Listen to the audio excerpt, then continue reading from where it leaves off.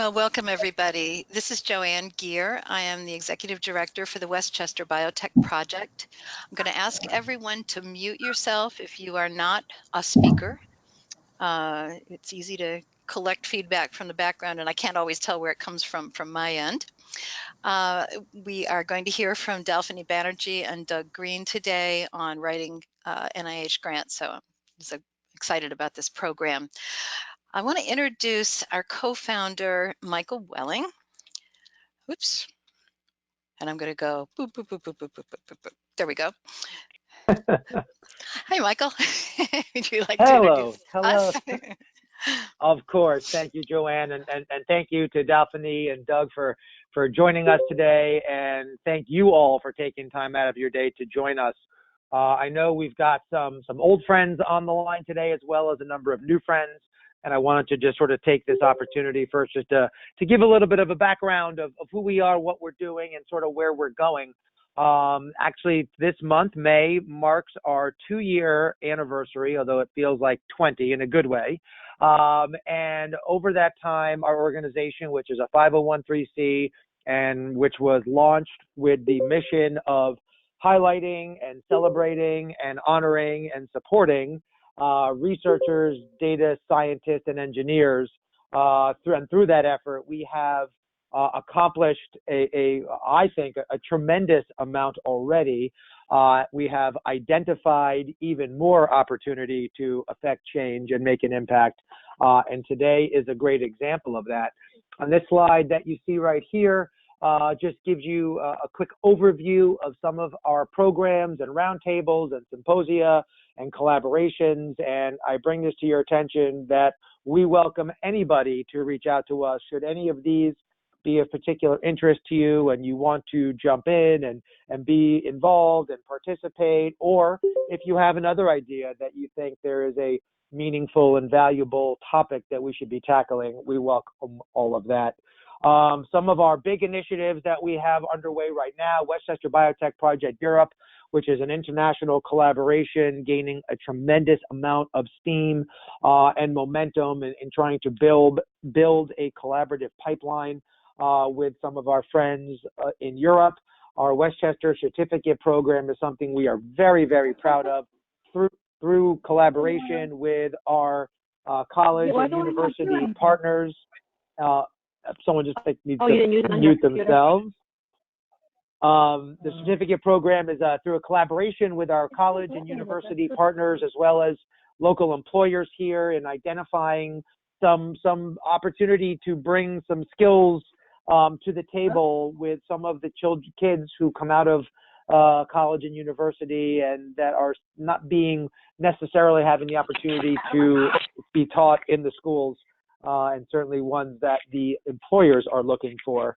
Our blueprint effort is in really putting together a sort of physical structure here in Westchester to house many of our sort of new and emerging companies, and providing the environment to help sort of nurture and foster their growth. And I'm not going to go through everything here, but a number of other ones that we have as well. And I think really today, what's most exciting for me is today is a real tangible opportunity where the rubber meets the road. And we know we've got a huge community of folks who are involved in research and want to be involved in research and are trying to stay involved in research. And today I know brings some valuable insight and solutions to help further some of those projects. Some of our upcoming events, you'll see we've got our Building Data Infrastructure for the Microbiome Research virtual roundtable on May 30th. June 11th, we have an in-person roundtable on building the biotech cluster, followed by our anniversary celebration, and we encourage everyone to join us. And depending on the number of people, at least for now, we like to say first rounds on us. But if that may change if there's too many people, but we hope that to be the case, of course. And then we have a big regulatory pathway event, July 18th, and our annual Rare Disease Symposium in the fall, September 24th. And we certainly welcome not only to have you all participate, but if you have ideas for content or have someone you'd like to recommend, we certainly encourage that as well. Hi there, this is Joanne again. I'm going to try to mute everybody who's not a speaker, but if you can keep yourself muted when you're not speaking, it's a big help. Thank you, Michael. Thank you. I'll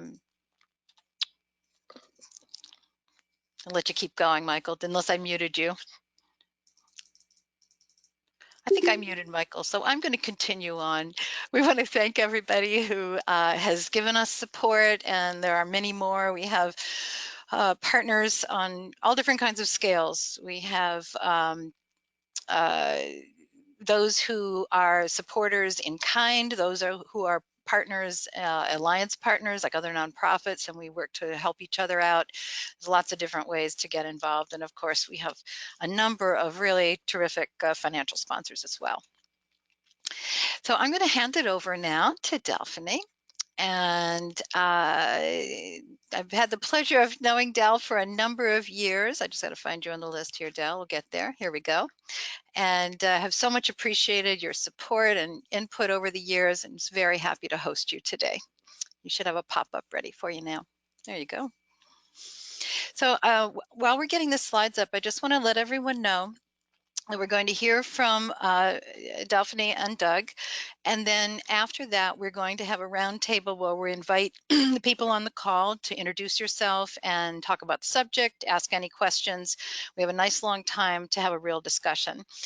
We are recording this session, and if we want to quote you in anything as part of the later part, the roundtable part, we will come back to you and ask you for permission. And otherwise, we're just going to post the first part, which is the presentation. And I already had a question about whether the slides are going to be available. And I just wanted to say, yes, they will be. There will be a PDF on our there'll be a PDF on our website, and there'll be announcements that go out when everything's posted, so you can get the slides. Dal, are you ready to go? Let me just see if I muted you. Let's get you right here.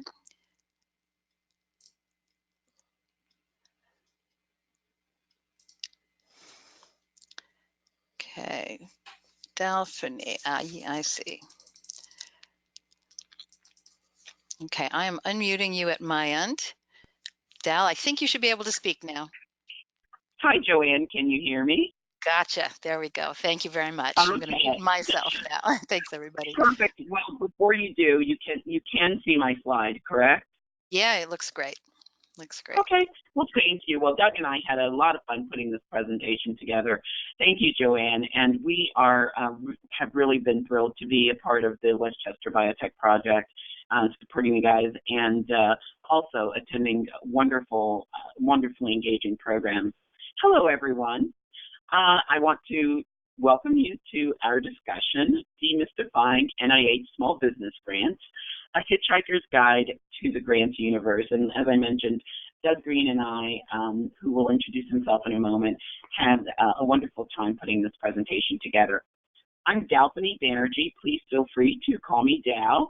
I'm the Principal Consultant and CEO at 360 Pharma Solutions. We support pharmaceutical, biotechnology, and medical device companies in 3 specific areas: clinical research, medical affairs, and marketing. Doug? Thanks, Dalfoni. This is Doug Greene. Happy to be here this morning. By way of introduction, I'm a physician by training. I spent 25 years or so in academic medicine. Spent a lot of time at the University of Michigan as head of endocrinology and metabolism.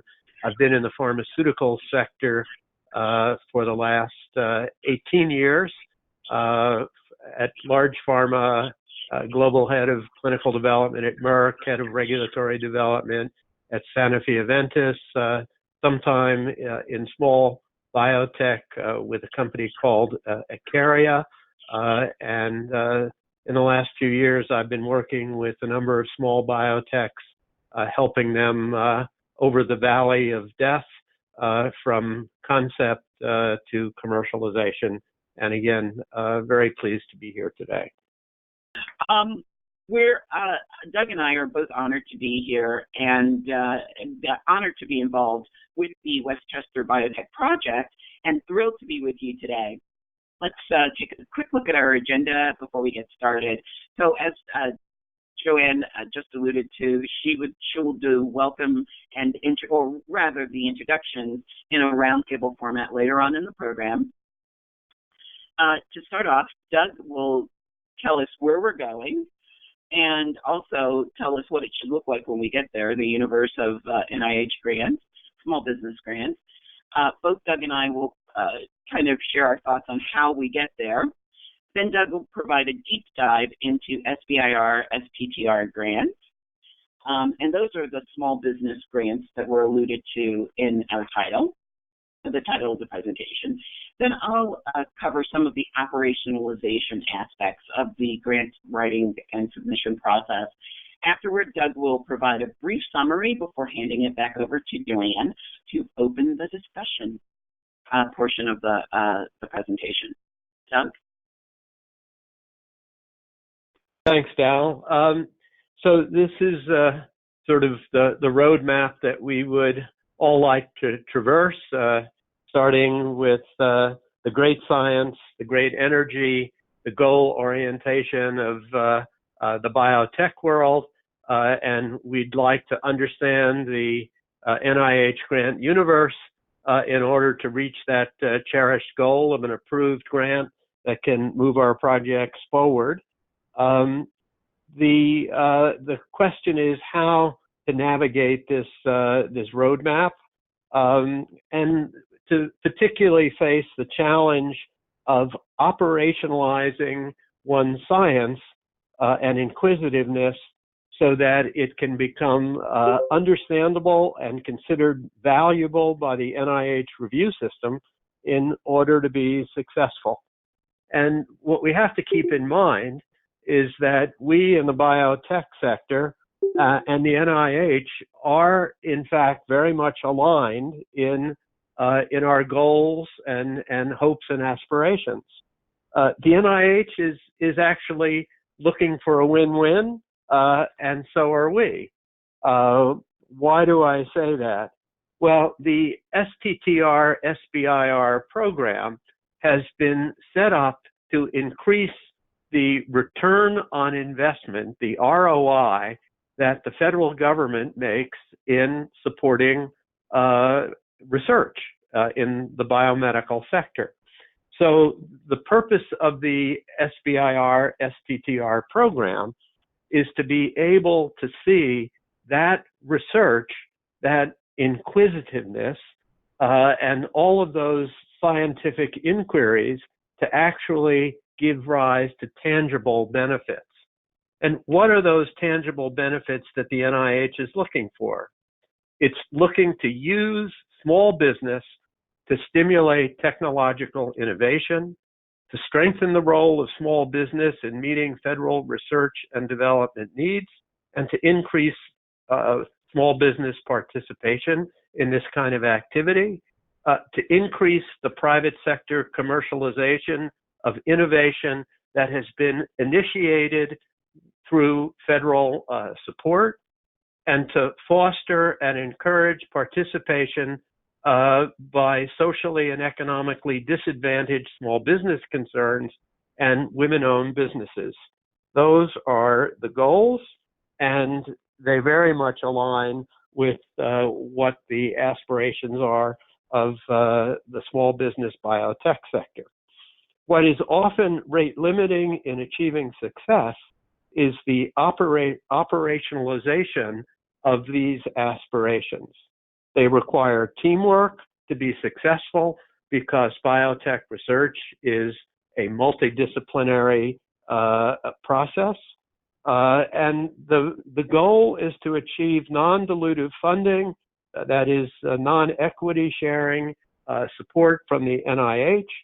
And what we'll try to do today is to point you in the right direction. We can't promise you success because achieving success, as you'll hear, is up to you.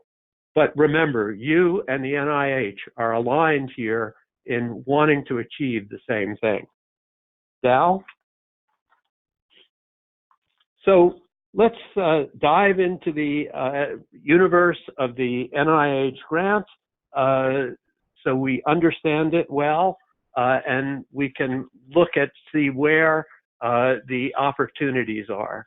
So the NIH universe is extremely large, it's extremely complex, and I promise you, I'm not going to read these slides. But the point is, there are a whole series of research grants that I'm sure many of you are familiar with in prior academic careers.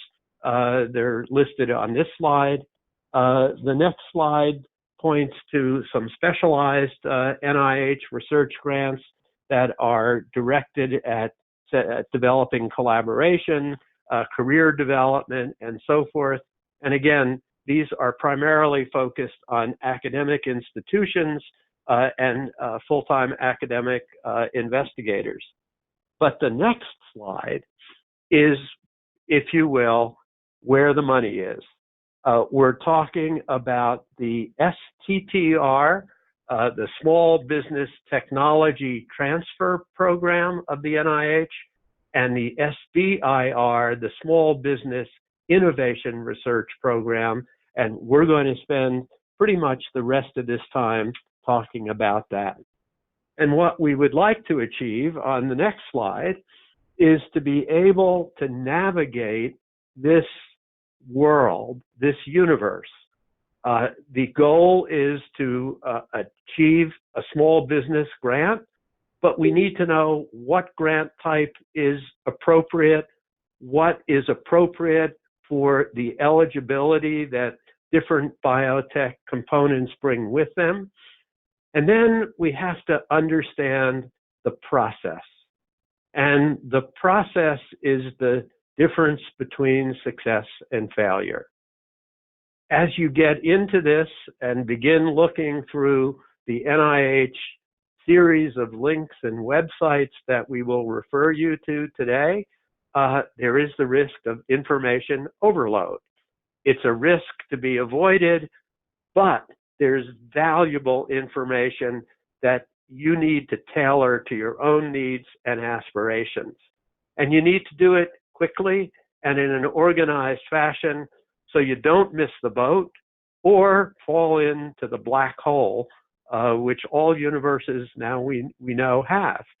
And we have to do that and help you be able to do that in a sufficiently efficient way so that you don't meet or miss deadlines for grants. So, Dal, tell them how they can achieve success here. Well, thank you, Doug. We will try. So, everyone, this graphic is what we call our Wheel of Success for NIH grantsmanship. It has 4 components, as you can see, reading from clockwise from the upper left-hand quadrant. Innovation, which is always important. Understanding the scientific and funding landscape. Operationalization, and we'll define what that means and give you some examples later on, as well as teamwork and collaboration. So in the innovation bucket, really it's the first thing is massaging your scientific inquisitiveness into the NIH grant format.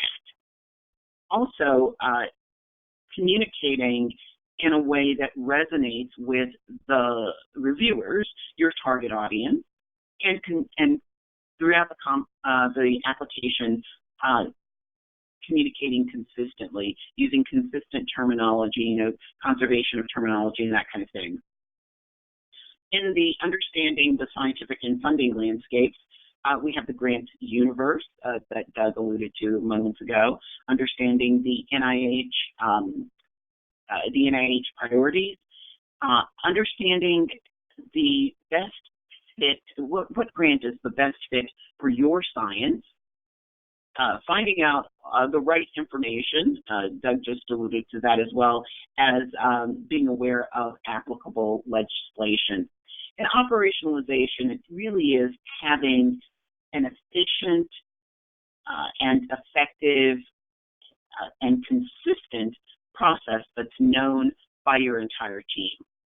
and a process that fits into the, while you're juggling all of your other competing priorities, that fits within your workload.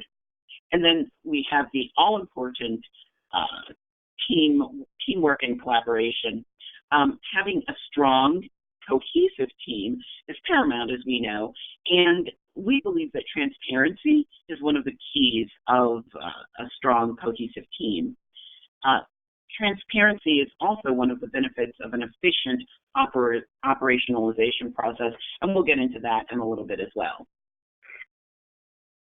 So, before Doug gets into his deep dive into STTR and SBIR grants, if we had to convey at this point our secret sauce, if we had to stop the presentation right now, there are 4 key takeaways we'd like to leave you with. Going clockwise from the upper left-hand corner, find the right grant category.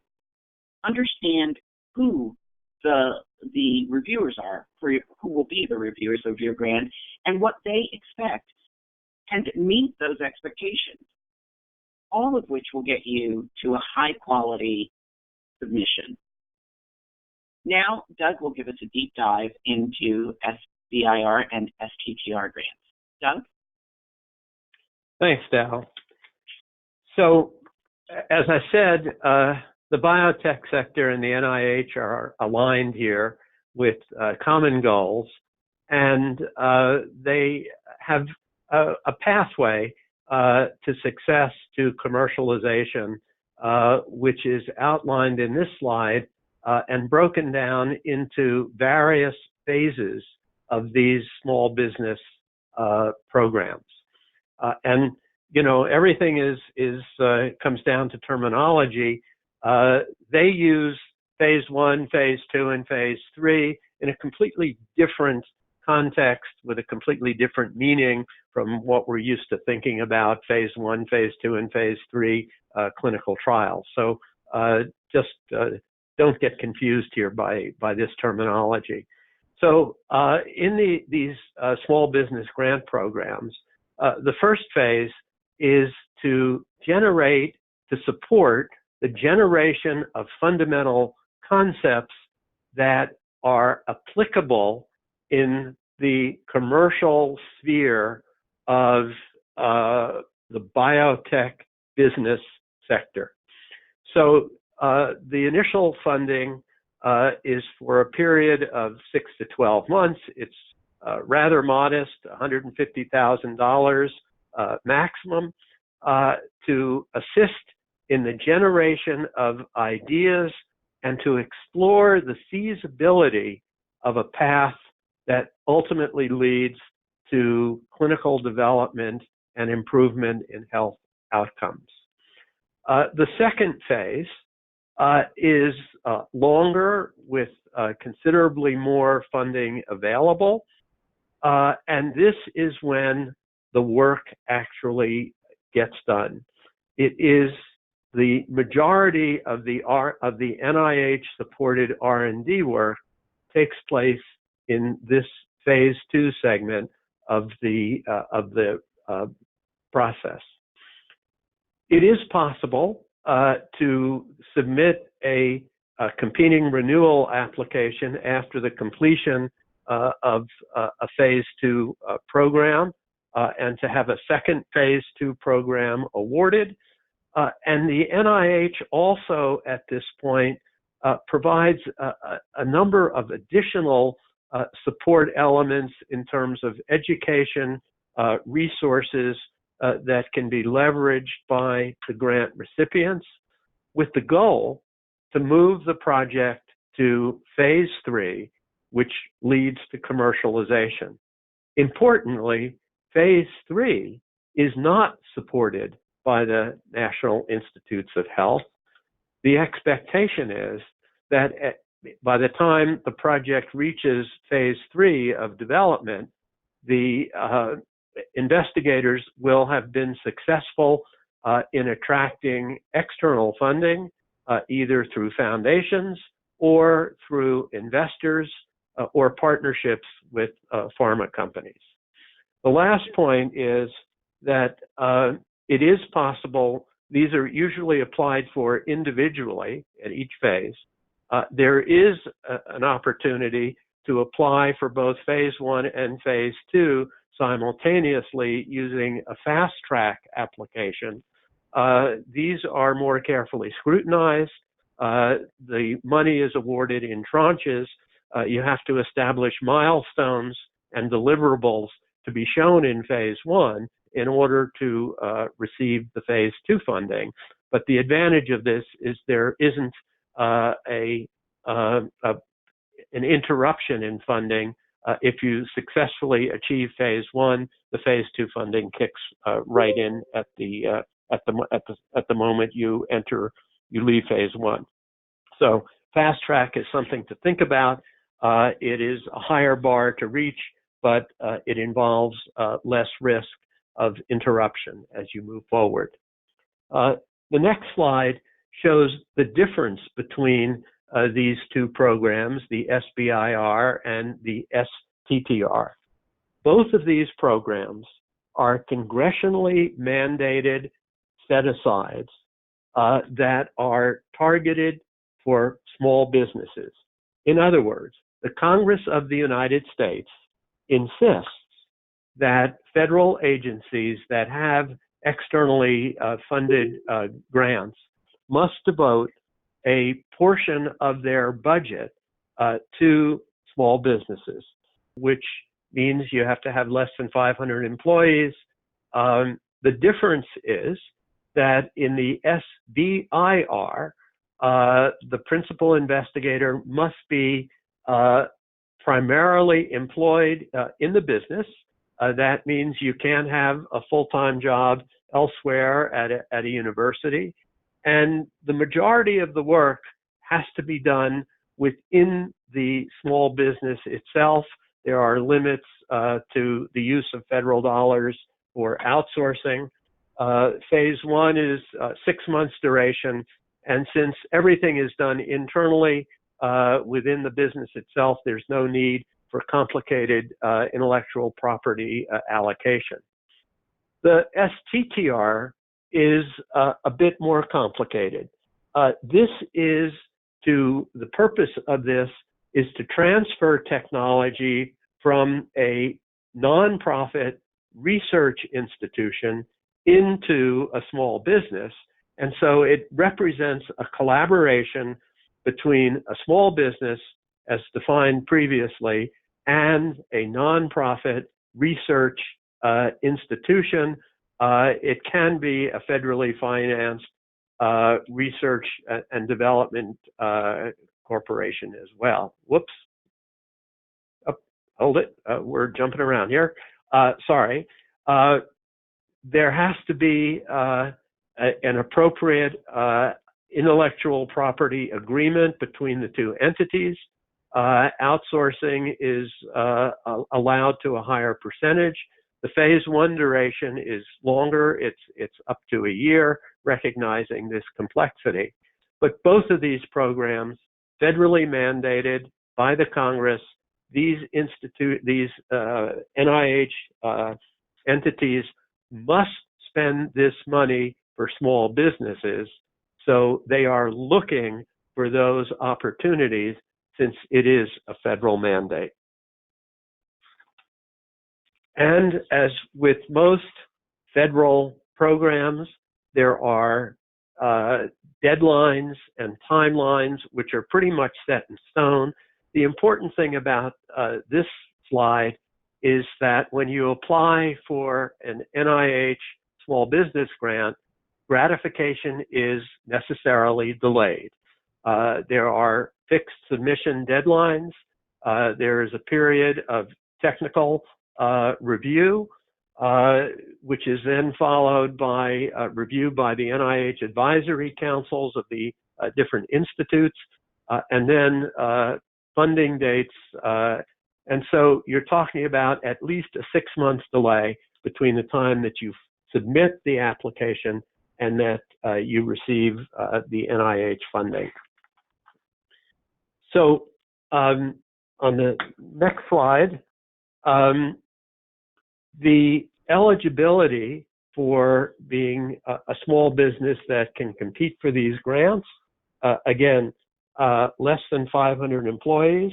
It has to be a for-profit activity. The majority of the ownership has to be within the United States, or it has to be to primarily operate within the U.S., and that is that it contributes to the U.S. tax base, either through U.S. materials or labor. It can be an individually owned company, a partnership, an LLC, a corporation, a joint venture, and so forth. But it can't be too broadly owned in that more than half of the ownership cannot be with multiple hedge funds or private equity funds. Those are ineligible for STTR funding. So you need to do your homework to make sure that the entity that you have created is indeed eligible from a bureaucratic point of view. So how then are these applications reviewed? And it's important to understand the rules and the milestones that reviewers are going to be looking for. The grants are judged by an overall impact score that each reviewer has to give. And then they are asked to review the grants on individual criteria. The significance, that is the scientific significance and the public health significance. Is this really going to change science? And is this really going to have a significant impact on medicine? They'll look at the investigators. Remember, this is not just a science project. This is a project for a small business to develop something which is commercially developable and commercially tangible and to benefit health outcomes. So they will look at the group of investigators, not only in terms of the quality of their intellectual abilities and their scientific track record, but do they have the multidisciplinary breadth to actually develop a commercially viable small business in the health sector? Is this truly innovative? Is this a retread of old ideas that someone is attempting to leverage as a small business, or does this actually represent pioneering scientific innovation? Is the approach valid, rigorous, and does it have individually identifiable and measurable milestones, especially during the phase 1 feasibility period, that can establish the feasibility for the project to move forward? And lastly, what is the research environment? Are there available resources, consultation, and technical skills so that this is likely to succeed? And as I've said, in particular for the fast track application, does the phase 1 feasibility program have adequately defined and achievable milestones that can secure the second phase of development? And is there a commercialization plan so that at the end of phase 2, there will be a path to private funding, commercialization, and eventually the marketplace? So all of these are looked at in detail as part of the STTR and SBIR review process, and they all have to be addressed within the body of the application. Next slide. So what do these actual opportunities look like? And this is a sort of a screenshot of an NIH solicitation that you find on the STTR website. This is a current funding omnibus solicitation for small business technology transfer grant applications, within which, in this case, a clinical trial is required. That means that as part of the program, it has to involve some element of human research. That's not always the case. In fact, the majority of these omnibus solicitations say clinical trial not permitted. But in this example, a clinical trial was required. There's a lot of important information in this screenshot. This is a reissue of a previous solicitation, which means one of two things. If it was a highly focused solicitation, it might have meant that they didn't get enough applications in the previous cycle in order to meet their goals. Or it may be reissued because they had such success that, and they were able to achieve so much that they want to continue the program during fiscal year 2019. The important small print that I have on this slide shows the individual NIH institutes that are supporting this particular solicitation. And it's important to understand who is there and also who is not. So I use this as an example because one of the companies I was working with was developing a new technology to deliver medicines to the brain for CNS disease. And they were at the stage where they needed this was a repurposed drug, and they actually needed to go right into the clinic. You looked at the institutes that were supporting this solicitation, and conspicuous by its absence was the Neurology Institute, NINCDS. Oh my, that means maybe we really can't use this solicitation despite the fact that we desperately need it. But if you go back and do your homework and go to the individual institutes that indeed are supporting this, you find that the National Institute of Aging is supporting this solicitation, and the National Institute of General Medical Science is supporting this solicitation.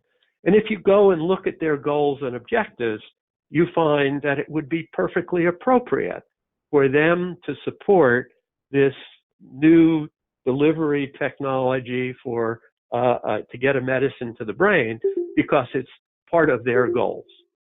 So you need to understand the website, how to find out this detailed information. It's all there. The NIH is extremely transparent.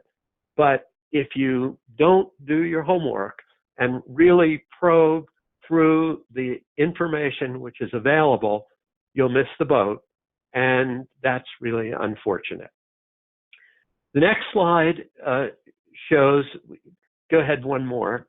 The next slide shows a different solicitation. This is one which is highly, highly focused. So as opposed to the omnibus solicitation that I described before, this is the opposite ends of the spectrum. After the 2011 after the 9/11 terrorism attack, go to the next slide, Dal. After the 9/11 terrorism attack, the federal government spent a lot of its money dealing with radiation bioterrorism and developed a whole series of chemical formulations to protect against radiation damage. They realized that this same technology could be utilized as an adjunct to radiation therapy to treat tumors. But there were virtually no companies that were involved in developing radio mitigators and radio protectors for the biomedical sector. So they put out a very focused solicitation that was directed at maybe 10 or 15 laboratories in the United States that were interested in radiochemistry. And they funded a whole series of startup companies that are now a new sector in the biotech world that make radio protectors and radio mitigator compounds in order to improve the success of radiation therapy for cancer. So this is an example of the highly focused solicitation that if it just falls right into your bailiwick, it would be a shame to not be aware of it. And the way to get the way to not miss this boat is to sign up for the link which we show here, which is to sign up for a listserv that will bring all of these NIH small business solicitations right to your mailbox. And that way you won't miss this boat. So it's important to do your homework on the omnibus solicitation. It's equally important to be able to find out the solicitations as they come so you don't miss that boat. And so these are important tips. They do show the importance about operationalization of your activities as a potential small business NIH grant recipient. There are a number of specific pinch points that stand between the aspiration to get a grant and the success in achieving it. And I just want to focus on a couple of these words to the wise, if you will. The specific aims and the introduction is an extremely important part of the application. Why do I say that? It has multiple uses in going through the review process. So when the grant is submitted, the NIH staff will attempt to direct the grant to the right study section and also to the right institute. They're trying to help here. But the way they do that is to look at the brief introduction, look at the specific aims, and then say, what is the, how does this align with various institutes in the NIH, and what kind of study section will have the right kinds of background and knowledge to be able to review the grant. So you're talking to the administrator in the specific aims as to where your grant ends up in the review process. But you're also talking to the reviewers themselves. When these members of study sections, particularly for an omnibus solicitation, they get a stack of grants to review. And what they do is they go through a triage process in which they find which grants are interesting to them, which one looks appealing, which one looks exciting, and they do that by reading the specific aims section. And so it has to be appealing to the reviewer, it has to demonstrate innovative thinking, but it also has to specifically outline the measurable goals and the specifics goals that are to be achieved. And so quite often a grant succeeds or fails on the quality and transparency of the specific aims section.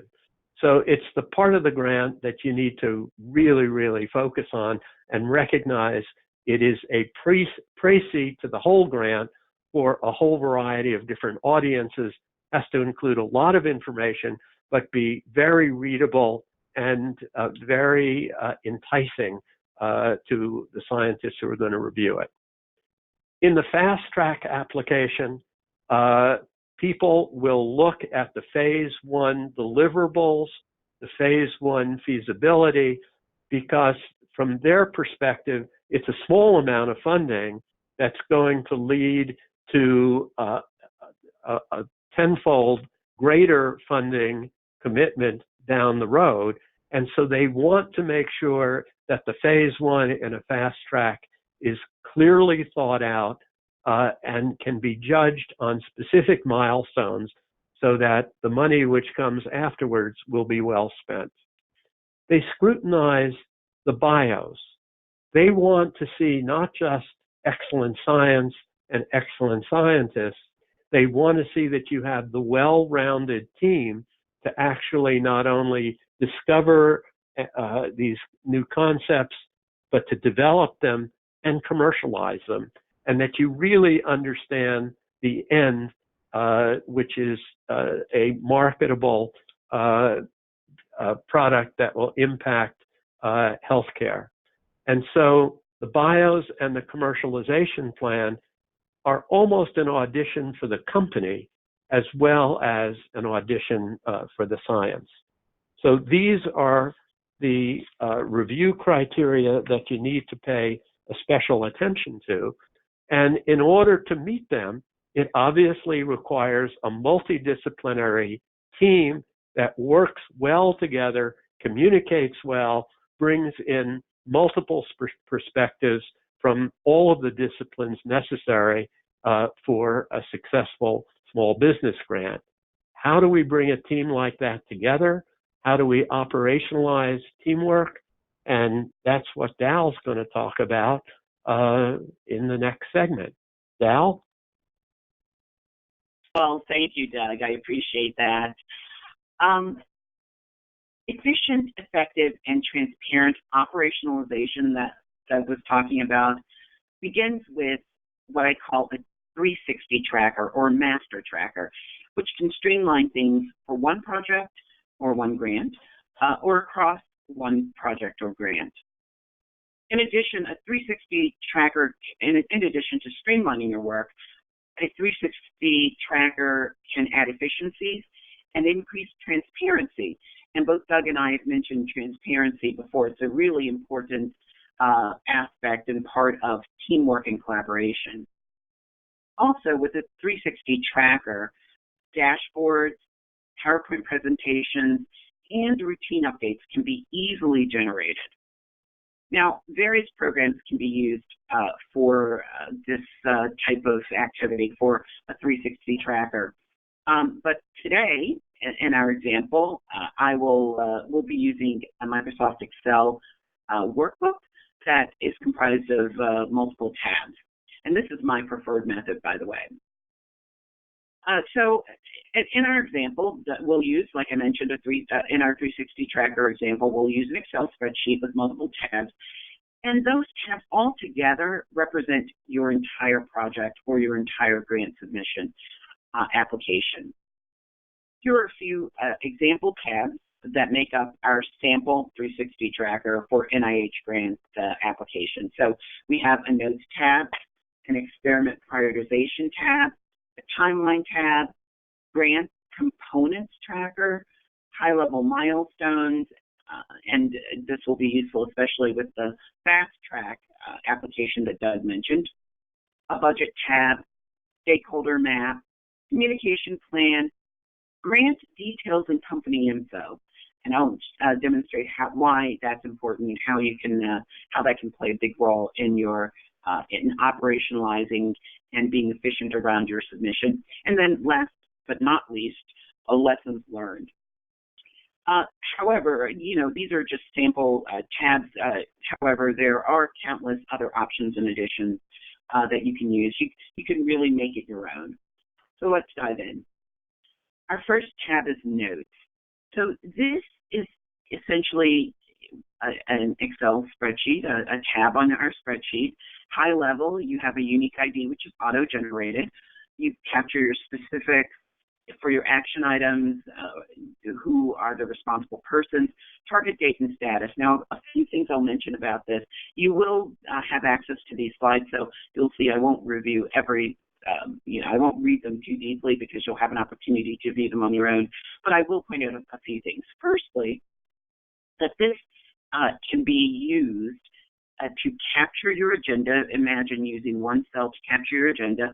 Then you can use some of the cells below that to actually take your notes, and then identify your responsible people, again, during your meeting, capture your target dates and your status during the meeting, and then after the meeting, you can copy and paste this right in, or portions of it, right into an email or a PowerPoint slide to give updates.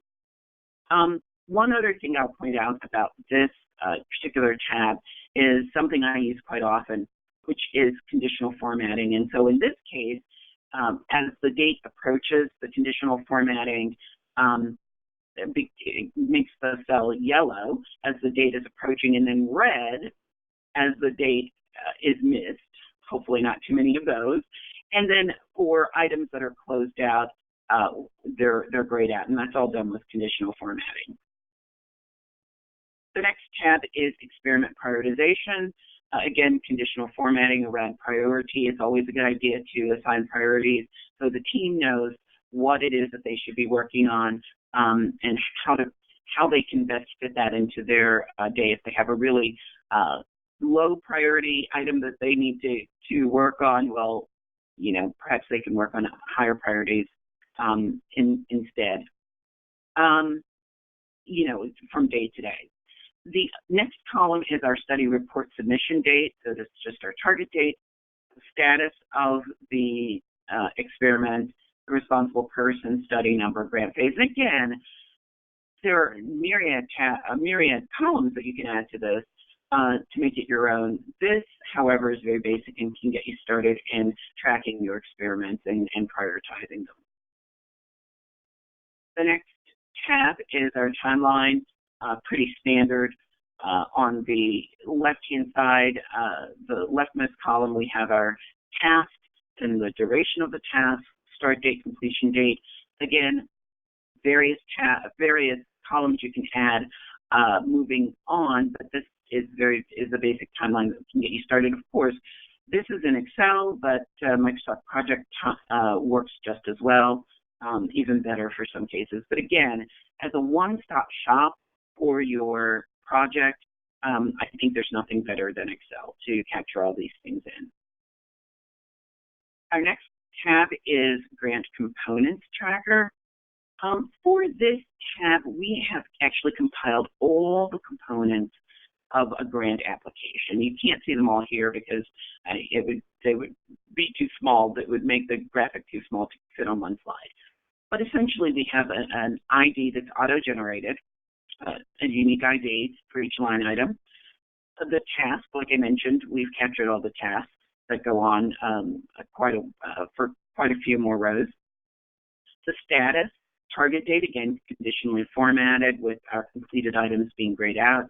The owner, and then a column to capture notes, risks, issues, and that kind of thing. So this is an important tab that can really keep you on track with your grant submission. Since, as Doug mentioned, there are very, very stringent timelines that really don't move, and this will help keep you on track. High-level milestones is our next tab. You'll notice that this one is for a fast-track application. The reason to have this high-level milestone Gantt chart in your 360 tracker is because it really is a very, very easy to go in, and as you're designing your experiment and completing your application, it's right in your tracker. You can add the line items, which are essentially your phases and your experiments, as well as the timings, and you can play around with those on your Gantt chart right within your 360 tracker. High-level milestones, recall for the fast track for phase 1 and phase 2, you have to submit them both together. So this is a good way to keep them all in one place.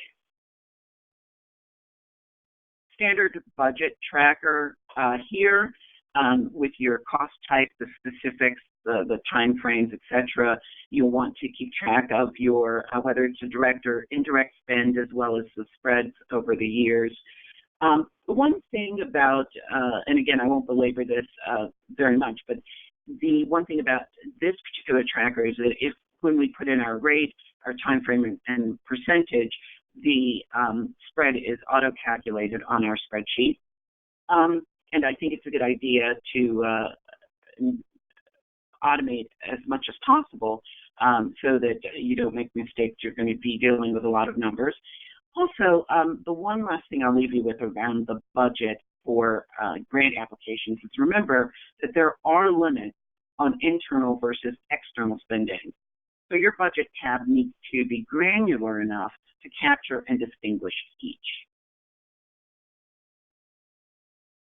Next tab is our stakeholder map. This is really just a common sense kind of thing. You want to know who's on your team, what they're doing on your team, how they, what they will be doing for your project, and then how to get in touch with them. This is really all the stakeholder map says. And it's nice to have it within your 360 tracker because it's easy for transparency, for team collaboration. Folks know where to go in order to get contact information for their team members. Communication plan really is derived from your stakeholder maps. It's who your stakeholders are and how you're going to be engaged with those stakeholders throughout your project. In other words, will you be engaging with certain stakeholders on a weekly basis, maybe sending them a snapshot from your notes tracker that we talked about a few slides ago, a snapshot as an update, or will there be bi-weekly meetings where you'll give updates and that kind of thing. So really a communication plan is just who are my stakeholders, for those stakeholders, how will I communicate with them, and what do I need to communicate with them on a regular basis. The next tab is the grants detail and company info tab. This, I think, is very important for the grants application process because it's one place to have all the information, and there is a lot.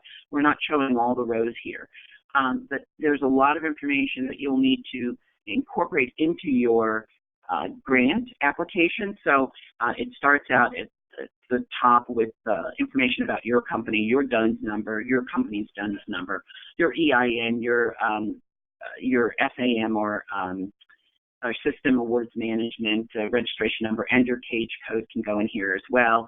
So various numbers for your own company. Then the next few lines are specifics around the grant, and then it gets even more granular down below, which we're not showing. So again, all of the grant details and your company info in one place, in our example on one tab in your 360 tracker.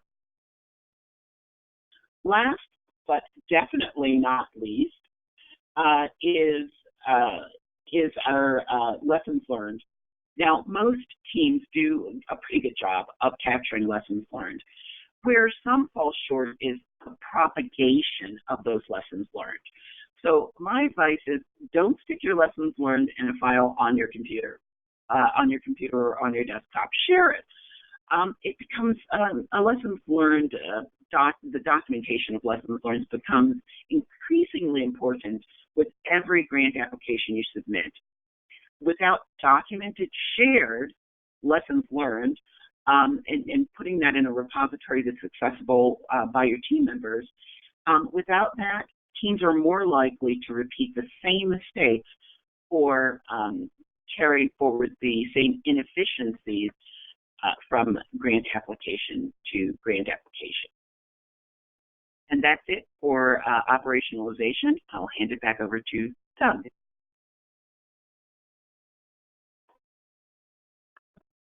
Thanks, Dal. So we've sort of wound our way a bit through the NIH grants universe. We've focused perhaps on just the galaxy of small business grants. And I think the take-home is, when you think about it, this is an opportunity for biotech startups that may very well be too good to pass up. your goals and the NIH goals are tightly aligned here. The NIH institutes are mandated. They have to do this. They have to put money, a particular percentage of their research funding into this category. They are reviewed on the quality of their success. How many of these small business grants have actually resulted in successful commercialization, moving on to phase 3. You're both looking for a win-win to be able to leverage federal research in basic science and leverage it as to have a tangible benefit in the biotech sector and in public health. It's a return on investment for hard work, federal dollars, great ideas, all of which have brought us to the point of wanting to form a company in the hopes of developing and marketing a product that is important. The way to do this is to understand the risks and hurdles so that you can get over them in an efficient fashion, to be aware of the fact that there is a lag time in funding, so it requires some degree of forethought and planning. And the keys to success really are good, strong scientific focus, followed by operationalization, organization, and teamwork to bring a successful NIH small business grant application and hopefully successful execution. And it's the forces are all aligned here, and that's what we'd all like to do. There's a great deal of information which needs to be sought much beyond what we've conveyed today. It needs to be carefully reviewed and analyzed. The NIH has done a wonderful job in providing this information, making it accessible, making it comprehensible, and making it available. And we've given some of the links here.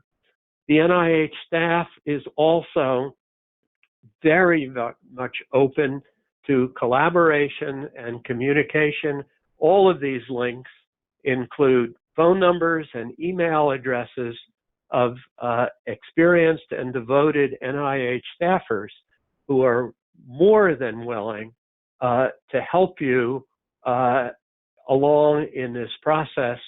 And so finding the right grant category, understanding what you are eligible for, making sure your business fits those eligibility criteria, finding the right solicitation, identifying the NIH staff partner whose job it is to collaborate with you and assist you, getting in touch with them, and then moving forward to operationalize the grant application using all of the tools and concepts that Dal talked about, I think will give you the greatest chance for success and being able to move your biotech company forward on the road to commercialization.